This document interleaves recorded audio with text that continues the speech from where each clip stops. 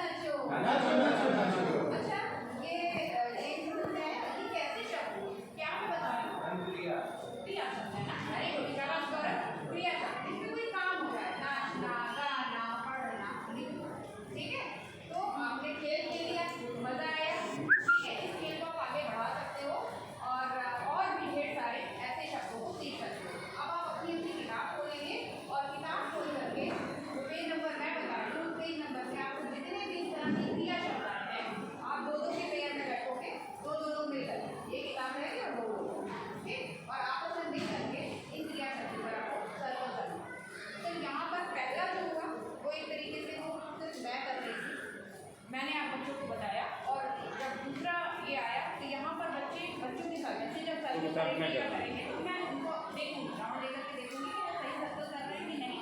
और इसके बाद फिर से मैं कुछ बच्चों को मैं से हो सकता है कि ग्रुप में आए हो और उनके मतलब ना पता, तो वो शब्द भी नए नए शब्द आएंगे, उन शब्दों को भी हम बोर्ड पे लिख देंगे। और बच्चों से एक तरीके से यहाँ पर ये हमारा GRR हो रहा है, यहाँ पर पहले मैं कर रही हूँ, फिर बच्चों के साथ कर रही हूँ और बच्चे फिर अलग हो गए।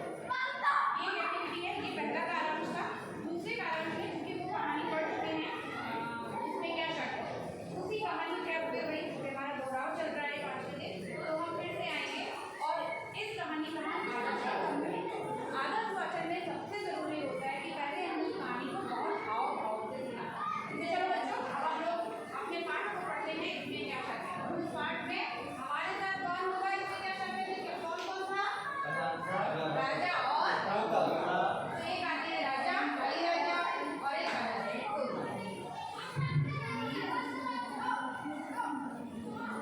जरा कहानी हमको बताइए।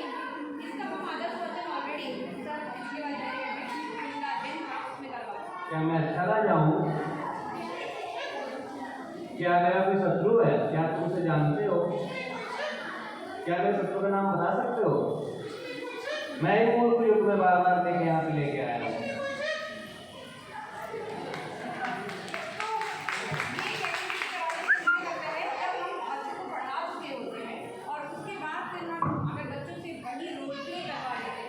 बच्चों के मन में वो कहानी बिल्कुल छप जाती है और बच्चों के मन की झिझक भी दूर होती है। जैसे पहले ही जब हम पढ़ाएंगे उन्हें तो तोते के बारे में बता दें, तो इसके माध्यम से या कुछ ऐसे लेकिन हूबहू की आवाज़ मानव की तरह नहीं है। तो ये हमारा दूसरा पीरियड था, इसमें हम ये हमने पढ़ा दिया है, रोल प्ले करा दिया और इसके बाद बच्चों से हम कहेंगे कि अब आप स्वतंत्र पाठन इसका करिए, बैठ करके पढ़िए। पढ़ने के बाद जब बच्चे पढ़ सकेंगे उसके बाद फिर मैं एक सेंटेंस, एक वाक्य, मान लीजिए मैं बोल दूँ तोता बोले टर टर जाना है उसको घर घर। मैंने ये वाक्य बोल दिया, उस वाक्य को बच्चे अपनी कॉपी में लिखेंगे, फिर हम उनकी कॉपी मंगाएंगे जहाँ फिर मैं उस सेंटेंस को वापस से ब्लैक बोर्ड में जो मैंने बोला, ये मेरे को सिंपल सेंटेंस बोला है, हम थोड़ा सा इंग्लिश शब्द ले सकते हैं और उसको हम बोर्ड पे लिख देंगे। और इसमें बच्चों से खुद करेंगे कि इसमें ये देखिए ये मैंने ऐसे लिखा है, आपके इसमें क्या क्या गलतियाँ उससे आप खुद से सर्कल करेंगे कि आपने कहाँ गलतियाँ की हैं, उससे सर्कल करेंगे और फिर मैं उन गलतियों को सही करके बताऊँगी। तो ये दूसरा हमारा कालांश हुआ। तीसरे कालांश में हमारा रिवीजन, इसी पे हम आगे चर्चा करेंगे। बच्चे जहाँ कमजोर हो रहे होंगे, जो गलतियाँ बनाएंगे बहुत अच्छा। एक पहला कालांश मौखिक भाषा विकास,